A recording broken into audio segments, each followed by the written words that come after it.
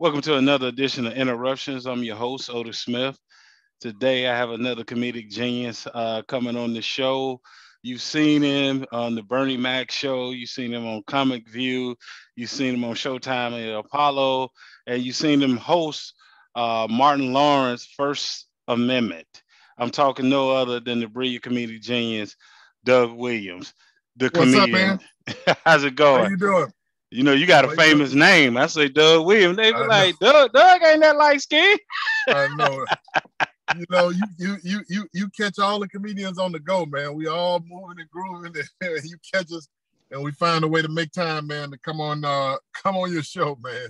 No, So I appreciate it, man. I called Rodney Perry right after I had to name his show Back from COVID because I called right, him. I say, man, you the only dude I know in the hospital hooked up the tubes, and you being funny. I say, man, right. That's right. I got to get you on with him and what was the other guy had J.J. Williams. Oh yeah. I know both of those guys. Very funny, very talented. My Yeah. first question for you is what got you into comedy? Like what made you want to pursue comedy as as your thing, as a career? Just from going to church at an early age, um, and being mesmerized by the pastor, seeing how he was able to uh, take people from a state of whatever their worries were, whatever Mm-hmm. issues in life they were going through for that time period when they would come to Lily Baptist Church in Montgomery, Alabama. In fact, the pastor's still there, my pastor, Pastor Thomas E. Jordan. So from watching Pastor Thomas E. Jordan just lift people out of their depression, man, and it inspired me and said I want to do that. I didn't know in what capacity, I was going to do it. Right. Because early on I started out, trying to rap, but then it evolved into, it got into comedy. So that's what started it all off for me. It's crazy because I have family. I didn't even, I wouldn't have pictured you being from Montgomery, Alabama. I have family. My mother was from Montgomery, Alabama. So I have family still in Montgomery, to this day. Right.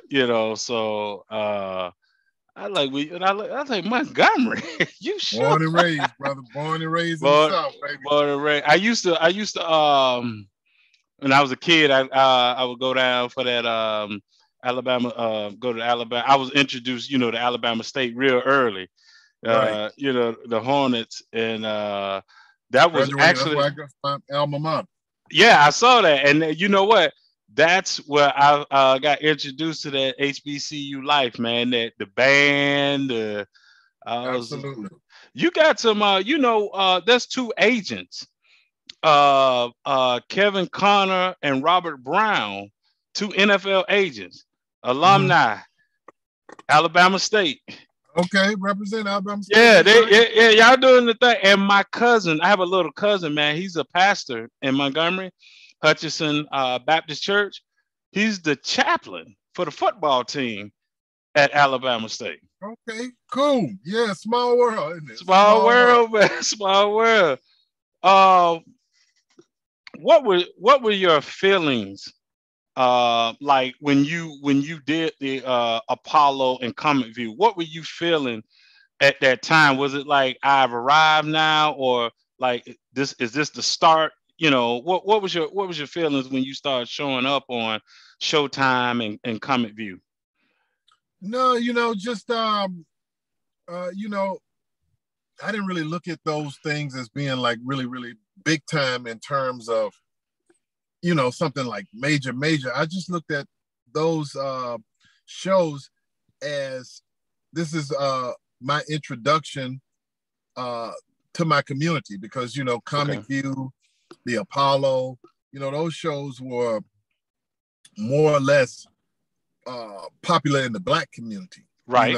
So that was, I looked at them and, hey, this is a way to introduce myself to my community, to the people, in my community. I think that's the best way to describe it. So, part of the journey, and just excited about being a part of those shows. More so the Apollo, because when I taped the Apollo, that building is so historic, and you feel the presence, or at least I did when I walked into that building, of all of the people who came before me, in all forms of entertainment in our community, in music, comedy, poetry. Right. That building is such an iconic building, because for years, that's the only place that we could go to perform. I mean, we were closed out of those other places. So that place is definitely, I take that back. I looked at the TV show as that, but the experience of going to the Apollo and taping that show was a much bigger experience to me. Just being in that building, was just such a revelation for me. Now, when you taped it, wasn't Sandman still doing this thing when the people? Steve Harvey. I taped that. I think the last season that Steve Harvey was the host, if I'm not mistaken. I was on that tail end of Steve Harvey. I think I'm not sure who came after him, but I know he was finishing up. Right. But no, I was asking, was Sandman still doing? It was still the format. Yeah. It was still the same format with Sandman, with the. How was that, meeting a legendary, dancer, a guy like Sandman? But you know what, man? It's funny because I never actually met him, and I think that's a good thing, because whenever you see Sandman, it was a problem. So I didn't go there saying, "Hey, where's the Sandman? I want to introduce myself to him." He's the last person I want. You don't want to see Sandman. I didn't want to see him before, after the show, during the show. So I don't even know who did the Sandman. I mean, that was kind of like when you came in there, you were like, that was the last person on your mind was the Sandman. I get it. I'm asking, but now that you explain it, I get it now. Like, no, I ain't trying to see Sandman at all. No, you don't want to put that jinx on yourself. I I watched a couple of interviews you've done, and everybody gets into the whole roast thing. But my spin on it for you is, man, totally different. Brother, I'm so proud of you, of how you handled yourself after the roast. You see what I'm saying? Right. Because you went on, and next thing I know, you were on First Amendment doing with Martin Lawrence. So we got to dispel that. Oh man, Jamie Foxx, man, he killed Doug's career. I'm like, bro, he was on First Amendment. Like, like a lot of people don't realize all the stuff, and that's why I said, I don't like to just harp on that, because the thing about it is this, and I've said this in other interviews. I really wish that I had leaned more into that when it came on the scene, because that really came on the scene years after we did it. I mean, it was something that somebody, because when we did that, there was no YouTube, there was none of that.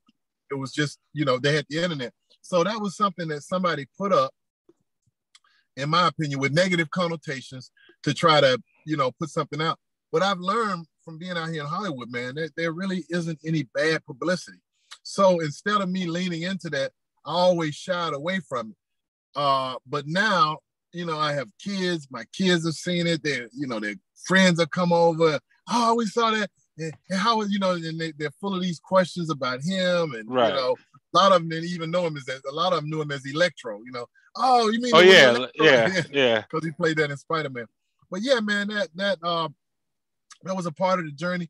But like you said, it's important to know that I've done so many things after that. I actually created a comedy show, hosted it, brought Martin Lawrence in, and used that as a vehicle to help launch other people's career.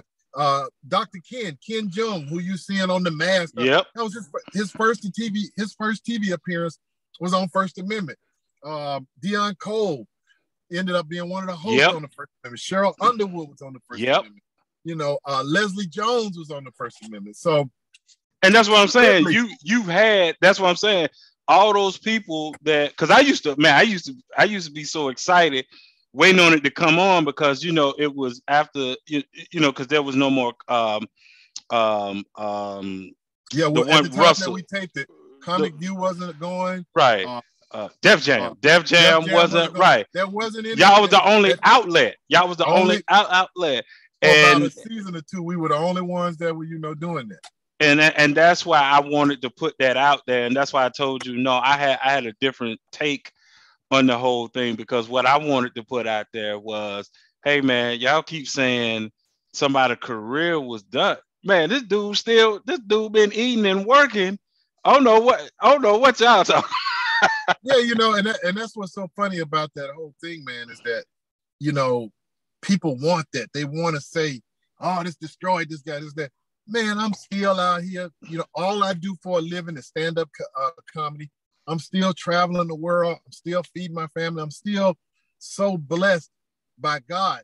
And like I said, I wish that if I had known that was going to happen, I would have negotiated a deal. Like every time this plays, but you know what's funny?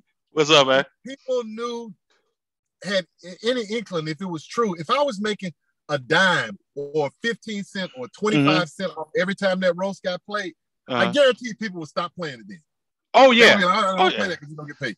So, yeah, but hey, but one of my favorite, and I saw it on YouTube the other day because I was going back and looking at First Amendment because I was trying to see who all was guests, comedians on the show, and man, you did the thing with the guy. I forgot. I don't know what ethnic group he was from. He had like a perv type hair. You looked at him. You like, brother, you all right? You okay? Yeah, the funny story about that is that I didn't know this at the time when he was in the audience. And when he whispered to me, he was trying to tell me. If you go back and watch that clip on YouTube, he was trying to tell me that his daughter was working with the production crew. I didn't know that. Okay. So his daughter, and when I came back, she was like, "That was my father. You had clowning like that or whatever." We all laughed about. But his daughter was actually a part of the production crew, and that's what he was trying to tell me when he whispered. He was trying to say, "Hey, my daughter works for the show." But no, I could see why you thought, because when he came up on stage, I was like, "Yeah, something do look wrong." He looked lost, man. But I think his daughter told me that was his first time being at a big event like that, and he was just caught up in the magic. But everything was in fun, everything. No, but see, that's what I like what you did versus, and you're not the only one, but other comedians know how to take a joke. Like, when you pick people out in the audience, right, or they come late or whatever, you may clown them, but you don't stay there all day trying to like belittle the person where they just, right. Because now, you always bring it to a circle and make them feel like they're part. I always look at things like it's a cookout, and it's a family member that you ain't seen in a long time that you say something about or you poke fun of. But at the end of the day, it's the cookout. It's a family member, and they feel a part of the family. So if you're not doing it under that type of umbrella, under those type of circumstances, then it becomes cruel. And I never want to do anything. And that's, to me, that's what didn't happen with that roast. Right. It was never summed up. It was never said, hey, you know what? Hey, I got him, guys. Everybody give it up, whatever. And that's not to say that he didn't feel that way, but that wasn't done. And and the reason I'm bringing this up is because I never wanted to be a part of something where someone didn't feel like, hey, the joke's not on me. We're all having this joke together. Yeah. I always, that's what I got from that roast, is that never put somebody in a position where they feel like they're the odd man out. And that's why I said that's what I love about you and some other like when I've had comedians on, and some of them made fun of me, and I always tell people, don't worry about me getting offended, because it take you to live in my household.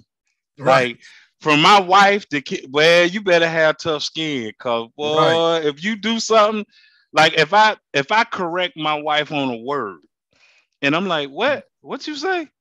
And then let's say I come back later, Doug, and I jack up a word. Right. Oh, it's 10 times worse. Because remember, I was the one trying to correct everybody. And Right. she's not gonna let that laughter go. Like she ain't gonna Right. let it go. So I remember Michael Collier asked me this before Zoom, where you could start downloading, changing your background, because on my show, as you can see the picture of you, that's my thing. I like to do is pay homage to the people that I'm interviewing. Mm-hmm. And I didn't have a background, so so Michael Collier said, "What, you doing this interview from the closet?" Yeah, And I he, do, yeah, but I don't get offended because I have a good sense of humor. I love to right. laugh at, just kind of like with Shaq. He can Right. laugh at himself, and I think Right. that is much needed. When I had Small Fry on, man, she cracked me up. I asked her what was one of the funniest things she ever seen in church, right? Mm-hmm. She said the lady started shouting, passed out, and then looked up to make sure when nobody looking, and then went and then laid back down. I said, I said, "Oh my goodness!" So I think, like you said, comedy is good. Good laugh. I think, especially in the times we in, people need to really laugh more and more. How was it for you working with the late great Bernie Mac? Oh man, that was I've told that on several interviews too. That was probably one of the highlight of my careers, and I did that show, the Bernie Mac show, probably about a year and a half before he died. So I was on like the tail end of Right. that of his TV show. I probably was in like the last 3 episodes. I want to say my episode was probably Mm-hmm. one of those last 3 episodes, and we had so much fun on that he had told me at the end of our taping. He said, "Hey man, from now on, if we come back for another season, I'm going to make you a regular part of Wow. the whenever they play cards, Brumman and all the play." Yeah, yeah, He's like, bro. "I'm gonna make you Yeah, yeah. The right." show. He's like, "I'm Okay. gonna make you a regular character, part of the card game." And unfortunately, the show never came back, and he died probably about a year and a half, to that episode. But I always remember when he went in the hospital, Mm-hmm. calling my mom. He treated my mom so nice on that set. That was her first time being on the set. Mm-hmm. I asked him, because that set was like things are now with COVID. Like, how now you have to wear minus the mask. Right. Everything was sterilized. They didn't want you to shake hands with Bernie. They all told you to give him, because he had a sarcoidosis, which it impairs your immune system. So his Gotcha. immune system couldn't fight off common colds and things like that, would take a bigger toll on him. Wow. Kind of like COVID. So I asked him, could I bring my mom on the set? And I just said, I'm just going to ask him. My mom's in town. And he insisted that I bring my mom. And while my mom was there, it was like he did, there was no such thing as that. He hugged my mom. He came, he talked to her, he sat down with her. So that that Wow. that experience has a special place in my heart. And when he got sick, because he told me on that set that Mm-hmm. if I get sick with anything, man, it's a chance that I won't make it, because I asked him on that set, I was like, when are you gonna go back out and do stand up? And he was like, man, I want to, but I can't take a chance. It literally, it God. was like we are right now, in terms of, how when you go out now, you got to be Yeah. so careful, you don't want to control. He was living his life in a bubble like that. So when he got sick, I called my mom and I said, Mom, you remember when Bernie said? And she was like, yeah. She was like, you think he's gonna make it? And I was like, man, I hope so. And he died like shortly after that. I spoke to my mom about that. So I was I was pretty in bummed South. out about I was in South Carolina when he passed. I used to do marketing endorsements for athletes, and I was down at Clemson, and I was trying to recruit some players, and it came on the TV, and it was hard to focus to try to sell to some athletes why I need to handle their market, because, like you said, it just changed the mood of everything. Like, and it. It really did. he was, but and that kind of segued to my next question for you was, what comedians you enjoy, far as because of their style, because of their comedic style. Well, uh, that's almost kind of like a two-part question for me, because Okay. the comedian that really inspired me to do this were, obviously we all say Richard Pryor. Right. Other comedian, I don't feel like he gets enough credit. Actually, two comedians. Red Fox. Okay. When you look at Red Fox and Richard Pryor, and I'll include in that list Dick Gregory. And the reason I say Dick Gregory is Dick Gregory did the First Amendment. I saw that. I had a chance to meet him. Those guys were doing comedy at a time when, and Dick Gregory and Red Fox in particular, when we didn't even have all our rights. We couldn't even come in the front door. So to be able to go up and make people laugh under those conditions, and because think about it, during that time, there was so much depression and so many things, Emmett Till, so many things going on. It's funny because it's almost like it is now with this whole thing now with this new movement. We're back to that. But to be able to persevere through those times, to me, said a lot about their ability and their talent. So those guys from that era. And then now, I really like Chris Rock. Chris Rock had a metamorphosis. He actually reinvented himself. So what people saw with Bigger and Blacker, and that whole thing when he put out those things, I ain't saying he should have killed him, but I understand.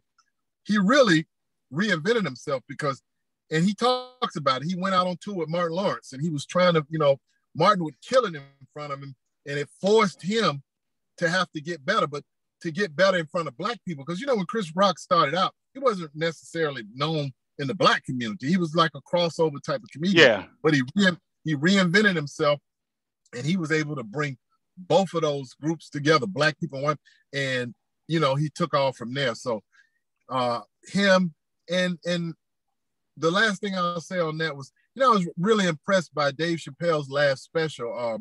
Oh man, Dave. And it wasn't necessarily that it was like drop dead funny, one of those fun, but to me, his ability to talk about that subject and still tie in comedy. That's what I was about to say. Point across at the end. Yes. To me, that was genius the way he put that together. Like I said, it's not a knockdown, funny, hilarious type of thing, but to me, he was able to check all the boxes with what you want your special to be. And it's just a shame that, and I say this across the board, with us as comedians, nothing should be out of bounds, especially if we're not infusing hate. And everybody is subject to being made fun of, whether you're Black, white, Hispanic, gay, straight. So the fact that, that community came out against him, and when you watch that special, and I could be wrong. No, I saw. Listen, about hating that. I see nothing about personal. And when we write comedy, and I think it's important that everybody hear this that watches your podcast. We never sit down and write a joke with hate in mind. We never sit down and write a joke saying, I'm going to write this joke so I can piss off these people. I'm going to write this joke so these people will be upset with me. I don't know a comedian that does that. We seek out funny things and we talk about it. And as long as you're doing that and it's coming from a funny place, because when you come from a funny place in your heart, it's not malicious. I don't know any comic that writes a joke with maliciousness. You understand what I mean? So yeah, the reason I got offended by that. No, I was going to say the reason I know what you're saying is because comedy is my coping mechanism. So, like, give you a story. When my grandmother died, my mother and I sat on the front row. Now, this is her mother, my grandmother. Man, we talked about everybody that walked by. I'm talking about, when I say everybody, I'm talking about everybody. When my Uncle Sap passed, they told me, they said, hey, your mama over there crying, she going in, go check on her. I said, would you go check on her? They like, boy, that's your mama, go check. So I go on the other side of the church and I walk up behind my mom, Doug, and I said, hey, they say you crying. You all right? She said, yeah. I said, well, listen, I actually got to go to the bathroom. And why don't we go to the bathroom while the Temptations up there singing? And she said, fool, get away from me. She said, but you know what? I got to go to the bathroom too. Come on. So comedy, even I did my mother's eulogy. And Doug, when I got up, I had all the scriptures and everything, all this stuff I was going to talk about. But I saw everybody was so hurt and crying. I actually just stood up and talked about the funny stuff my mom would do to bring. So that's why I say I know what you mean. It's not being malicious. You got to be able to laugh at yourself. Think about it. We're talking about somebody that died, and I'm looking for comedy at a funeral. I'm looking for the humor somewhere to ease my pain. So that's why I say I know exactly what you're talking about, because Chris Rock did the same thing for me that Chappelle does now, which I still remember when Chris Rock said, America doesn't cure nothing. What they will do is find a way for you to live with it. Right. He said, Right. they're a bunch of drug dealers. It's about the comeback. It ain't about in the cure. It's the that, and like you said, look where we are now. And that's what's so disturbing, man. That's what's so disturbing. And I always say this: when we get to the point to where somebody is given a pass to where you can't talk about this group of people, you can't talk. When comedians reach that point, we have lost freedom of speech. Yep. When we get to the point where, the LGBT community is off limits. Don't talk about them. Because next, what's next? Okay, don't talk about dogs now, because people get offended when you talk about it. What's next? All right, don't talk about people with straight hair, because it never stops. So correct. That community needs to see that. He wasn't up there saying, go out and kill somebody because they're queer. Go out and hurt somebody because they're gay. He was making fun of our differences. And then that's what I say. I always tell, if we can talk about Black people, if we can say the N-word, if we can do all of these things on our community, everything's on the table. Everything is on the table. Oh, yeah. So I think that's a very important message that needs to get out there. Lighten up, people. It's not about hate. It's not about, you. It's about the broad spectrum. It's the comedy. Exactly. Listen, if you can't, sometimes your pain is your pain right then and there. But if you take a step back and you look back, you're like, damn, that was stupid, wasn't it? Like, whatever it is, you're like, yeah, oh, okay, yeah, that was kind of, right. Because Gary Owens makes me laugh when he did the joke about white church and Black church. Right. But if you think about it, if you've been to a white church and a Black church, we're gonna hold you a little longer. We go right. Now what, like, to your point, was Black people, were we supposed to start getting upset like, hey, man, you talking about Black people now? Hey. No, we found the humor in it and laugh. And like I said, people got to learn how to, whether you are gay, straight, whatever it is, you got to be able to laugh at yourself and say, you know what, we do that, and to me, and this is the last thing I'm gonna say on this. Yeah, they were becoming to him what they didn't want society to be to them. Yeah, bullying. They don't want to be shut down. They don't want to be told you can't have this job because you're gay or you're queer. You can't come in here. You can't do it. So for them to go after him like that, to try to shut him down, get him off Netflix, don't become what you don't want people to become to you. And that's all I'm saying. Yeah, I agree. That's malicious. When you go after somebody, you try to take away their livelihood, shut them down, keep them from getting out and feeding their family. To me, that's malicious. Yeah, I agree with you wholeheartedly. And I mean that with all due respect. I'm a Christian. No. I know what you're saying. I'm saying this for anybody out there that's watching this. You know, everything that I'm saying is inclusive of Black people, white people, gay people. So I'm not singling out a community. What I'm saying is, let's learn to find the humor in things before we find the offensiveness. Look for the comedy, and you'll find that before you find something to be offended about. Because when you look for something to be offended about, you're going to be offended. You know what the other problem is too, Doug? And like I said, we'll move on. You remember being in high school and somebody, you playing the dozens or snapping, whatever you want to call it, and somebody does something, and your boy laughs, and you looking at him like, man, what you laughing at? That shit ain't funny. And he looking at it, nigga, I don't care what you say. That was funny. Like, then you learn, the individual, you learn to, like, you just mad because really somebody one upped on you. It's really Right. what you mad about. It Right. is actually funny. You just don't want to find the humor because Right. somebody wants. So it's kind of, to me, sometimes the same thing with other groups is that you're mad because see, if you can't laugh when they're making fun of another group, but then you get mad when they make fun of your particular group. You Right. can't do that. Now you don't do. Then you got to learn to laugh. Don't get mad because people find this joke more funny or whatever. And it might be just like you said, because you're a comedian, it might just be the timing of the joke, far as how the comedian set the joke up and told it. And people need to understand where we come from is black. We talk about everything. We talk about everything. When you come to a black comedy club, we're gonna talk about if your uncle retarded. Everything is on the table for us, and we don't mean anything by it. So what's politically correct? Like, you're not supposed to say retarded. You're not supposed to make somebody with a foot short enough.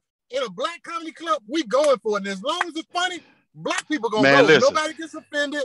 Nobody's gonna be like, hey, let me talk to you. Hey, you can't make fun of kids who have disabilities or you say retarded. That's not in a black comedy club, man, we go all out and have a good time. And when we leave, everybody be like, yo, man, that's how we do. And I like what y'all do too, far as comedians. Y'all also would tell a joke, and y'all know that somebody might get offensive, but sometimes y'all will say, man, y'all going to hell for laughing at that joke. Right. Well, you going to hell for laughing at that joke. How do you, I always been curious, I got just two more questions for you.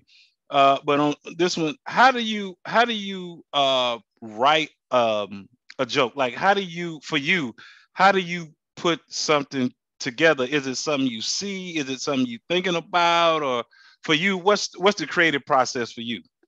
Yeah, from a long time ago, man, I tried that, to just write something out. When you see something, write it out, and that never worked for me. So what I normally do is I just write bullet points about what I think is funny, and I just go up and I talk about it.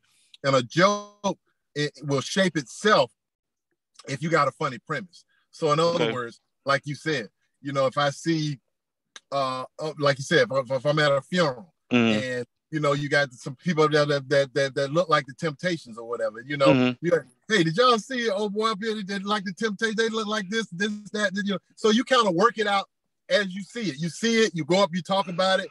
You see somebody homeless or whatever, you go up and you kind of work it out. And that's why, which goes back to my point, none of that had to do with, I'm going to go up and say this and piss somebody off. Nobody writes like that. We all see something that we think is funny, be it about a community, be it about an individual, be it about an incident that happened, and we start talking about it and trying to bring the funny out of it. We really most comedians try to abstract reality out of something because the truth is always the funniest. We laugh the hardest at things that we can relate to. So that's my process. I see something and I go up and I just kind of talk about it. And I see where it's like fishing. I see where I got a bite with this part and I record it. Okay, they laughed a little bit on this. Maybe this is the direction I need to go with. Okay, they didn't laugh here, so maybe that's not the angle. I really kind of work everything out on stage. Okay. My final question, I think you mentioned it, but I just want to come back to it just in case if the people didn't hear it. But how did you grow as a person and as a comedian after the whole roast thing? Like, how did you, take that experience and as a person and then as a comedian, how did you grow and go forward? First of all, when that happened, after it happened, it was kind of like, for lack of a better phrase, it was like kind of like having a bad show. You have a bad show and you go, mind you, that was never my thing to begin with, roasting. That was something that was foreign to me. I did it because it was star-studded And I was hoping to make a connection, meet somebody, make something happen from there. So I kind of forgot about it. It wasn't until, it started popping up on the internet, and then it started getting back to me with YouTube, like, hey man, this, that, that, and I saw it, that it dawned on me, okay, because it was like 2 years. It was 2 years prior to that. So imagine, something happening to you and lying dormant for 2 years, and then all of a sudden it pops up. And to this day, people act like that roast happened last week. You understand? And that's what that's what kills me. I mean, just for context, that was 20 years ago. I was about to say that was a long time. 20 years ago. But and that's why it doesn't bother me. But every couple of years it renews itself. Somebody will post it again. So, but to answer your question, that actually helped me to come up with the First Amendment, because after that happened, I said, you know what? I want to create a vehicle to do for other comedians what I wanted that roast to do for me. I was looking for that roast to spark or unite or give me something that would boost me to the next level. Sure. And I never, and after it was over with, I said to myself, how can I counter that? How can I do the opposite for somebody else?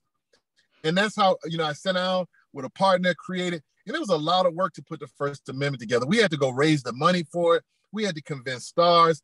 So, that actually helped inspire me to go to create the First Amendment. And the message is to young aspiring artists out there, and it doesn't have to be an artist, to anybody. Sure. When something happens to you, you can either let it defeat you or you can let it inspire you to be better.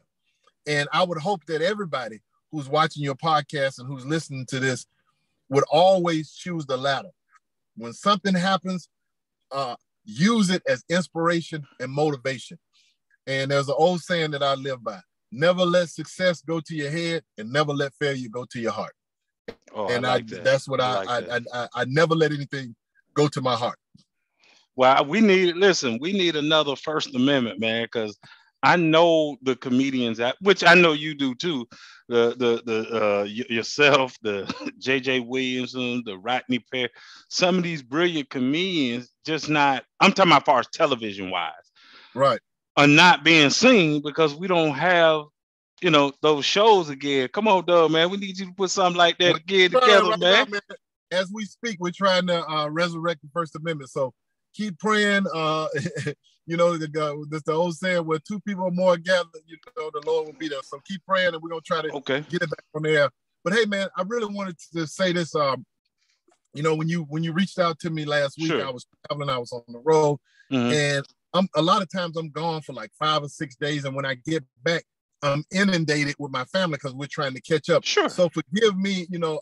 I would have much rather have been stationary at my office and have this set up, but because and I got to go right back out of town because I'm scrambling to try to pick my kids up and spend as much time with my family.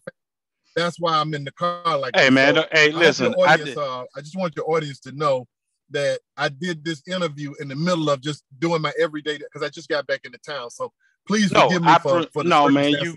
Listen, you good, man. Listen, I interviewed Omar Gooden. He was on set.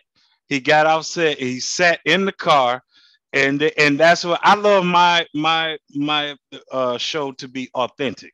Like you can listen, if you standing at you say, hey man, we're gonna do this right here at the Pizza Hut, man. We're gonna get this done. Right. It's definitely organic that way. Yeah, I like organic. It. You called me while I was running the back. I had to tell you. I say, hey, man, let me pick my son up. Yeah, man. So we just got, and I got to go help him with his homework now. So I didn't even want to go in the house, because once I go in the house, my wife give me my podcast. You didn't tell me about no. You don't have to tell me that tomorrow. Because right now I need you. So I didn't even get out of the car. I told him to leave, and I did this because once I hit that door right there, bro, it's a wrap.